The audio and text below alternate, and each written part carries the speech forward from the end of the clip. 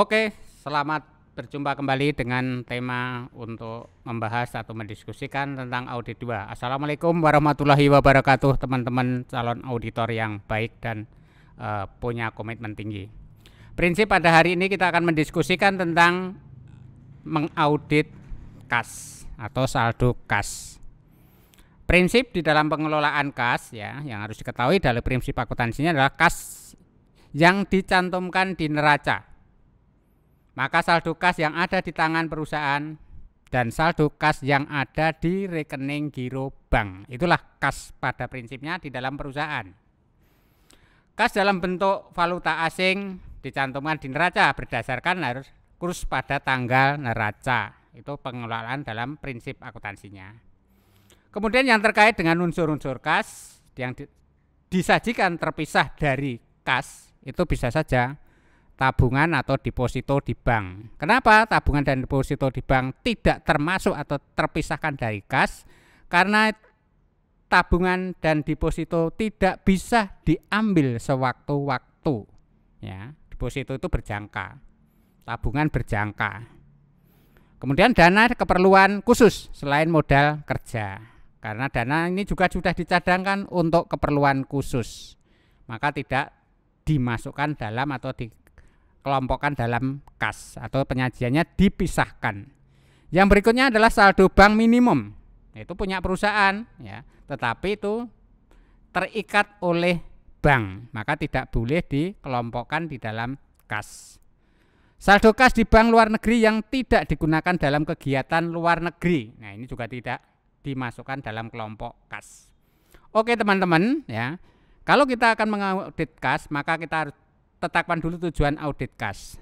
Tentunya tujuan audit kas adalah untuk menguji asersi manajemen. Tentang apa itu? Tentang keberadaan atau keterjadian ya, tentang kas itu. Yang kedua kelengkapan ya, kelengkapan tentang dokumen kas itu ya. Kemudian apalagi hak kepemilikan kas. Benarkah kas itu milik perusahaan? Nah, itu yang harus dipastikan. Yang berikutnya adalah penilaian kas itu sendiri. Nah, yang berikutnya juga tentang apa penyajian kas tadi sudah benar atau belum di dalam laporan keuangan pada neraca. Itulah yang kita uji tentang pernyataan manajemen. Oke, teman-teman semuanya. Maka ketika kita akan menguji tadi saldo kas atau substantifnya kas, maka untuk apa? Untuk memperoleh keyakinan bahwa tentang kas, tentang catatan kas yang bersangkutan ya, diuji secara handal. Kemudian membuktikan kebenaran kas dengan transaksi yang berkaitan dengan kas. Itulah yang sebenarnya kita akan menguji pada kas. Membuktikan kelengkapan transaksi kas. Benarkah dokumennya lengkap? Benarkah itu catatan-catatannya lengkap? Itu yang akan kita uji. Untuk itu teman-teman semua, bagaimana prosedur menguji kas itu? Seperti kita menguji ke materi yang lain atau menguji saldo yang lain. Tentu ada prosedur pengujian kas.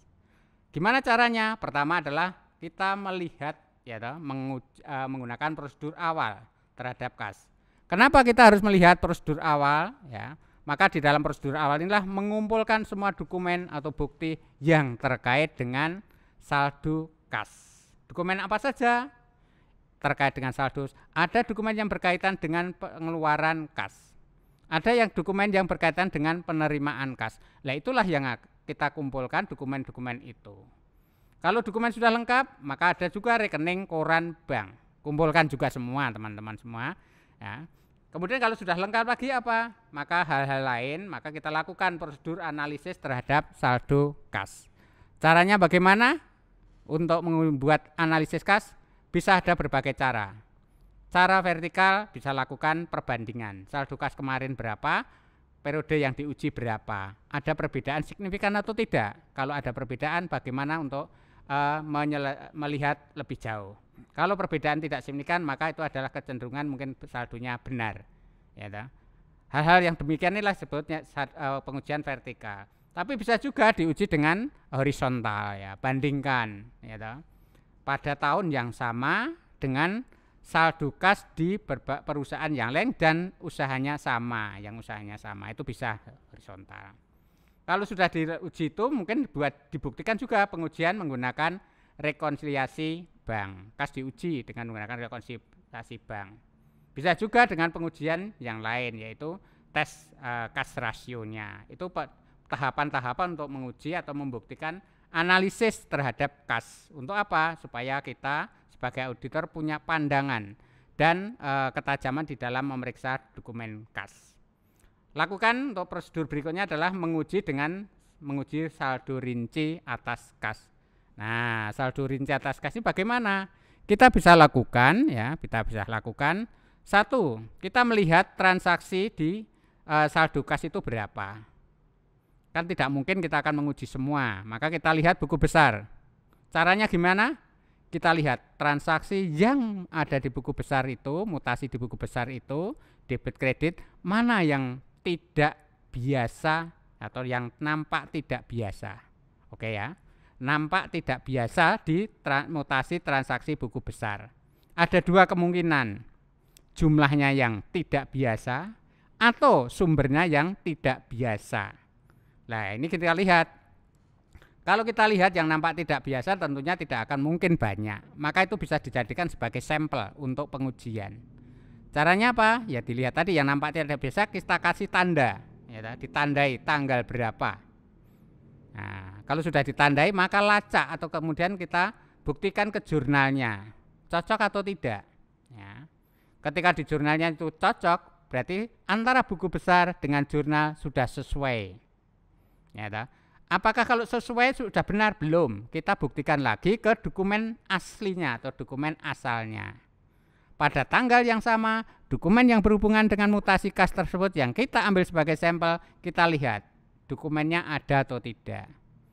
Ada misalnya, kalau ada toh harus dibuktikan. Dibuktikan mana? Dari sumbernya. Itu dokumen dari internal atau dari eksternal. Kalau dari internal maka harus kita pastikan dari fungsi atau bagian mana yang menghasilkan dokumen sumber terkait kas tadi, misalnya kas keluar. Ya, tapi kalau itu sumbernya dari luar, maka harus kita yakinkan, kita konfirmasi kepada yang mengirim. Itu namanya sumber dari luar dan itu lebih otentik, maka caranya dikonfirmasi. Kalau memang itu sudah setuju atau sudah sesuai, itu berarti paling tidak kita sudah mendapat keyakinan antara dari saldo, neraca, buku besar, jurnal, kemudian bukti transaksi ada. Nah, dokumen-dokumen itulah yang sebenarnya melengkapi kalau kita akan menguji secara rinci di dalam saldo kas. Itu teman-teman, jadi kalau kita nguji sampai tuntas, sampai dengan detail transaksi. Kemudian prosedur berikutnya adalah kita menguji saldo akun yang mendukung apa? Mendukung kas. Apa ini? Penjumlahan-penjumlahan yang terkait saldo kas. Kita uji kembali, benarkah penjumlahannya? Bagaimana perkaliannya sudah benar atau belum, kita uji kembali. Kalau sudah mendukung dan benar, maka langkah berikutnya adalah memeriksa tentang penyajian kas. Apa yang diperiksa? Tadi dikatakan bahwa prinsip akuntansi ya, dalam penyajian kas, tadi kas-kas yang harus dipisahkan dari kas juga harus dipisahkan, disajikan terpisah. Ya, maka itu disesuaikan dengan standar akuntansi keuangannya. Aturan mainnya kita lihat. Oh, penyajian kas itu beginilah. Itulah tugas auditor untuk memastikan bahwa manajemen telah menyajikan kas dengan benar. Kalau belum, maka tugas manajemen adalah membuat semacam koreksi, ya, koreksi penyajian bisa saja. Nah, terkait dengan prosedur berikutnya adalah pengungkapan. Nah, pengungkapan kas di dalam neraca atau dalam laporan keuangan. Dari teman-teman bisa lakukan ketika kita melakukan prosedur audit, ada temuan. Kemudian temuan itu ada dua, kemungkinan ya, kemungkinan. Hanya membuat catatan saja yang diungkapkan dalam laporan keuangan karena tidak mempengaruhi saldo kas. Tetapi bisa juga karena mempengaruhi saldo kas harus dibuat jurnal usulan dikoreksi. Ya. Kalau dibuat jurnal tentunya otomatis diskusikan dengan pihak manajemen. Setuju atau tidak? Kalau setuju maka saldo kas akan terkoreksi dari temuan pengujian. Tentunya akan berpengaruh pada pendapat atau opini audit ya. Tapi kalau tidak setuju, maka cukup menjadi catatan dan itu akan menjadi mempengaruhi pendapat dengan sistem dengan cara pengecualian, ya. Itu di dalam paragraf pendapat ada itu nanti. Itu teman-teman prosedur pengujian terhadap KAS. Kalau kita lihat lebih jauh sebenarnya KAS ini, ya, kita bisa lakukan ya pemeriksaan-pemeriksaan yang terkait dengan KAS itu yang lebih detail lagi, yaitu apa? Pisah batas atau cut off KAS. Apa sih cut off KAS? Ya, ketika kita membicarakan pisah batas, maka laporan keuangan itu sebenarnya berada pada tanggal 31 Desember. Maka kita lihat pisah batasnya. Di antara 1 minggu sebelum tanggal 31 Desember dan 1 minggu setelah tanggal 31 Desember.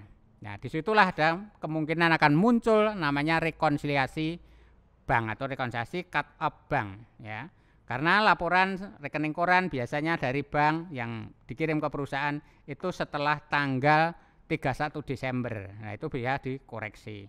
Kemudian menyusun atau katakan melihat saldo-saldo di dalam mutasi transaksi rekening koran itu. Itulah sebenarnya prinsip ketika kita akan melihat pisah batas KAS.